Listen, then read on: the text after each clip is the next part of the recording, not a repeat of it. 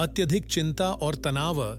जब हम किसी चीज के बारे में अत्यधिक चिंता करते हैं तो हमारा दिमाग अधिक थक जाता है और उसकी कार्यक्षमता कम हो जाती है। नींद की कमी। पर्याप्त नींद न लेना भी दिमाग को कमजोर बनाता है। आदतें जैसे शराब, तंबाकू या अन्य मादक पदार्थ दिमाग की कार्यक्षमता को नष्ट करते हैं और उसकी शक्ति को कम करते हैं। नशा और व्यसन। किसी भी प्रकार के नशे की। शारीरिक गतिविधि की कमी। नियमित शारीरिक व्यायाम न करने से दिमाग को सही मात्रा में ऑक्सीजन और पोषक तत्व नहीं मिल पाते, जिससे उसकी कार्यक्षमता कम हो जाती है। बुद्ध के समय में उनके शिक्षाएं और कहानियां जीवन को सुधारने और मानसिक शांति पाने के साधन मानी जाती थीं। एक प्रसिद्ध कहानी है जिसमें बुद्ध ने अपने शिष्यों को यह समझाया कि किस प्रकार कुछ आदतें हमारे दिमाग को कमजोर बना सकती हैं। एक बार की बात है, बुद्ध अपने अनुयायियों के साथ एक गांव में भ्रमण कर रहे थे। गांव के लोग बुद्ध को बहुत आदर और सम्मान देते थे और उनकी शिक्षाओं को सुनने के लिए हमेशा तैयार रहते थे। एक दिन जब बुद्ध अपने अनुयायियों के साथ एक वृक्ष के नीचे बैठे थे, एक व्यक्ति उनके पास आया और बोला, गुरु, मैं बहुत परेशान हूं। बुद्ध ने मुस्कुराते हुए उस व्यक्ति को देखा और बोले, प्रिय मित्र, सबसे पहले यह समझो कि तुम अकेले नहीं हो। हर व्यक्ति की कुछ न कुछ ऐसी आदतें होती हैं जो उसे कमजोर बनाती हैं, लेकिन इनसे छुटकारा पाने के लिए सबसे पहले यह आवश्यक है कि हम यह समझें कि ये आदतें हमें किस प्रकार प्रभावित करती हैं। बुद्ध ने अपने शिष्यों को संबोधित करते हुए कहा, हमारी आदतें हमारे दिमाग पर बहुत बड़ा प्रभाव डालती हैं। यदि हम बुरी आदतों को पालते हैं तो वे हमारे दिमाग को कमजोर बना देती हैं।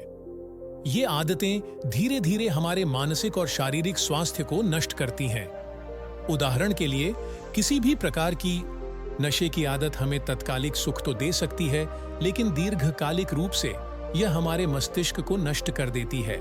बुद्ध ने समझाया कि मस्तिष्क एक अत्यंत जटिल अंग है जिसमें असंख्य न्यूरॉन्स होते हैं।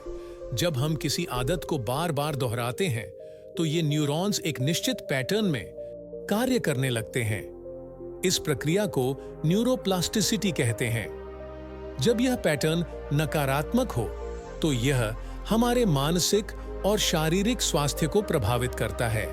बुद्ध ने अपने शिक्षण को स्पष्ट करने के लिए एक दृष्टांत का सहारा लिया। उन्होंने कहा, कल्पना करो कि एक व्यक्ति एक जंगल में चल रहा है और हर दिन एक ही मार्ग से गुजरता है। धीरे धीरे उस मार्ग पर एक पगडंडी बन जाती है। इसी प्रकार जब हम एक ही प्रकार की नकारात्मक आदतों को बार बार दोहराते हैं तो हमारे दिमाग में भी ऐसी ही पगडंडी बन जाती है।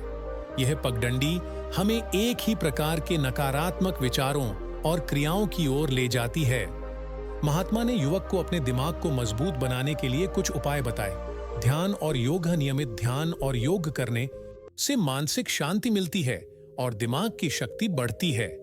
2. संतुलित आहार। स्वस्थ और संतुलित आहार लेने से दिमाग को आवश्यक पोषक तत्व मिलते हैं, जिससे उसकी कार्यक्षमता बढ़ती है। 3. नींद। प्रतिदिन 7 घंटे की पर्याप्त नींद लेना दिमाग के लिए आवश्यक है। व्यायाम। नियमित शारीरिक व्यायाम दिमाग को स्वस्थ और सक्रिय बनाता है। महात्मा ने अपनी बात समाप्त करते हुए कहा, पुत्र, तुम्हारा दिमाग तुम्हारे जीवन का सबसे महत्वपूर्ण हिस्सा है। यदि तुम उसकी सही देखभाल करोगे और नकारात्मक आदतों को छोड़ोगे तो तुम्हारा दिमाग फिर से मजबूत हो जाएगा। जीवन में अनुशासन और सकारात्मकता अपनाओ और देखो कैसे तुम्हारा दिमाग फिर से शक्तिशाली बनता है। युवक ने महात्मा की बातों को गहराई से समझा और अपने जीवन में इन सुझावों को लागू करने का लिया। धीरे धीरे उसने अपने दिमाग की कमजोरी को दूर किया और एक स्वस्थ और खुशहाल जीवन जीने लगा। महात्मा की यह कहानी हमें यह सिखाती है कि हमारे दिमाग की शक्ति हमारे हाथ में है। यदि हम सही आदतें अपनाते हैं और नकारात्मकताओं को छोड़ते हैं तो हम अपने दिमाग को मजबूत और शक्तिशाली बना सकते हैं। जीवन में सकारात्मक सोच और अनुशासन अपनाकर हम न केवल मानसिक बल्कि शारीरिक रूप से भी स्वस्थ रह सकते हैं।